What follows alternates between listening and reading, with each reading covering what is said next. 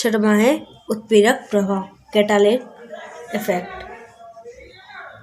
अनेक खनिज तत्व पौधे के एंजाइम तंत्र में उत्प्रेरक की तरह कार्य करते हैं। जो अनेक खनिज तत्व हैं, जो मिनरल्स एलिमेंट है, वो पौधे के क्या की तरह करते हैं कार्य, एक एंजाइम तंत्र में उत्प्रेरक की तरह कार्य करते हैं। आयरन, कॉपर तथा जिंक कुछ एंजाइम के प्रोस्थेटिक ग्रुप, जो आयरन, कॉपर व जिंक है, वो कुछ एंजाइम है, ठीक है, कुछ एंजाइम के प्रोस्थेटिक समूह के रूप में कार्य करती है। मैग्नीशियम, मैग्नीज, कोबाल्ट अनेक एंजाइम के लिए अभिप्रेरक या निरोधक के रूप में कार्य करती हैं। अब वो उत्प्रेरक की तरह भी कार्य करती हैं।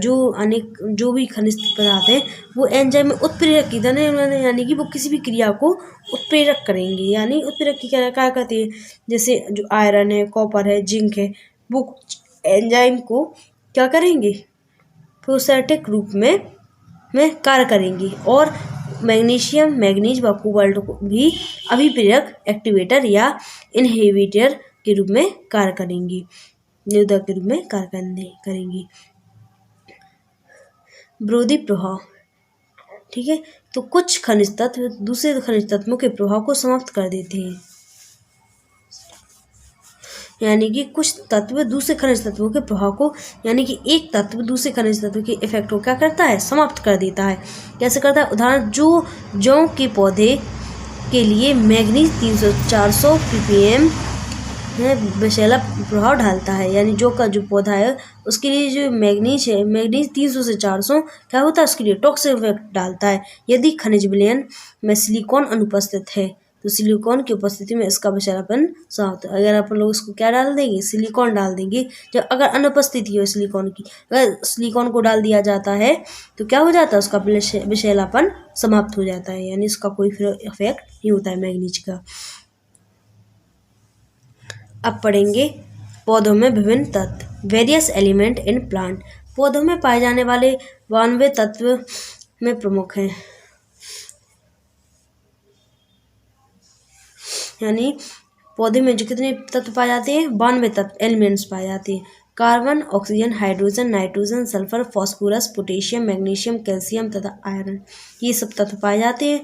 इसके अतिरिक्त boron, manganese, zinc, copper, molybdenum, sodium तथा क्लोरीन भी पौधे में पाए जाने वाले महत्वपूर्ण तत्व हैं, यानी 92 तत्व पाए जाते हैं, इनमें से ये कुछ प्रमुख है, उसके अतिरिक्त ये भी पाए जाते हैं।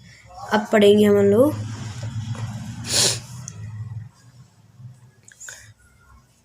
क्लासिफिकेशन ऑफ मिनरल्स एलिमेंट, यानी खनिज तत्वों का वर्गीकरण।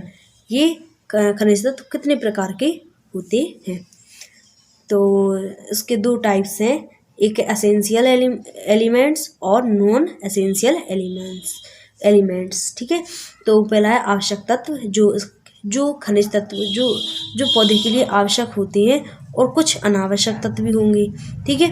तो दो प्रकार में टाइप में बांटा गया है। अब देखो, carbon, oxygen, hydrogen, nitrogen, sulphur, phosphorus, potassium, magnesium, calcium तथा आयरन को भी आवश्यक तत्वों की श्रेणी में तथा अन्य को अनावश्यक तत्वों की श्रेणी में रखा गया है, यानी इन सबको क्या में रखा गया है, आवश्यक तत्व की श्रेणी में, और जो अन्य हैं उन्हें अनावश्यक श्रेणी में रखा गया है। लेकिन जो आधुनिकतम खोजों में यह निष्कर्ष निकाला गया है कि जो boron, manganese, zinc, copper, molybdenum, sodium, chlorine इत्यादि तत्व भी पौधों की सामान्य वृद्धि के लिए आवश्यक होती हैं।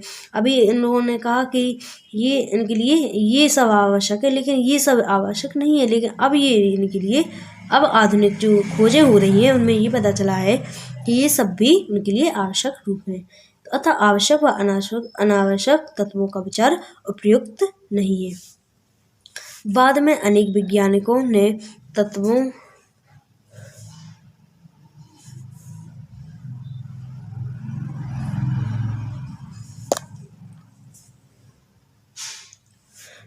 दीर्घ तत्व तथा सूक्ष्म तत्व शब्दों का प्रयोग किया, यानी मैक्रोन्यूट्रिएंट्स एंड माइक्रोन्यूट्रिएंट्स, यानी कि दीर्घ तत्व यानी जो ज़्यादा उपयोगी में आए, जो ज़्यादा उपयोग में आते हैं, और सूक्ष्म तत्व जो कम उपयोग में आते हैं जो तत्व, ठीक है। दीर्घ तत्व वे तत्व हैं जो पौधे में अधिक मात्रा में आवश्यक होते हैं। दीर्घ तत्व यानी मैक्रोन्यूट्रिएंट्स कौन होते हैं, जो क्या होते हैं, अधिक मात्रा में आवश्यक होती हैं, जबकि सूक्ष्म तत्व कम मात्रा में।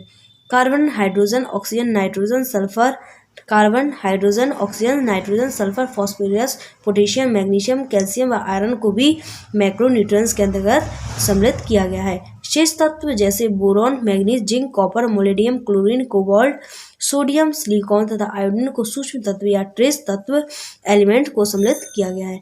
हालांकि अनेक वैज्ञानिकों को इन शब्दों के उपयोग में आपत्ति थी। अब कुछ वैज्ञानिकों ने इस चीज़ में, इस अवधारणा में क्या हो गई, आपत्ति हो गई। तो क्योंकि कैल्शियम को दीर्घ तत्वों में सम्मिलित किया गया, लेकिन कुछ एल्गी में इसे सूक्ष्म तत्व के रूप में विद्यमान किया गया।